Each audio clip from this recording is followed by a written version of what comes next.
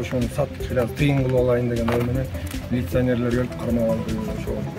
Түп айылында милиция кызматкерлери тарабынан мыйзамсыз кармалган балыктарды сатууга аракет көрүп жаткан жеринен жергиликтүү иш-чара кармалды. Алар айдап жүргөн автоунааны текшерген учурда 102 даана сигалудого балыгы табылып, дализат катары алынды. Кармалган жарандардын айтымында алар балыктарды көлдүн жээгинен табышып, аны сатуу жолу менен өздөрүнө пайда көрүүнү көздөшкөн. Аталган факт Түп райондук милициянын кылмыштардын бирдиктүү реестринде катталып, Кыргыз Республикасынын кылмыш жаза кодексинин 310-беренеси менен кылмыш иши козголгон. Ал эми жаратылышка келтирген чыгымдын өлчөмүн аныктоо үчүн материалдар тийиштүү мамлекеттик органдарына жиберилди. Учурда тергөө амалдары уланууда. Белгилеп кетсек, көлдүн акваториясында балыктар урук чачуу мезгилинде Ысык көл областынын милициясынын мобилдик топторунун кайгылуу күзөт иштери күчөтүлүп, мыйзамсыз балык кулоо, биологиялык ресурстардын объектилерин мыйзамсыз жүгүртүүнү аныктоо жана бөгөт коюу боюнча тынымсыз күрөш турмушка ашырылып келүүдө.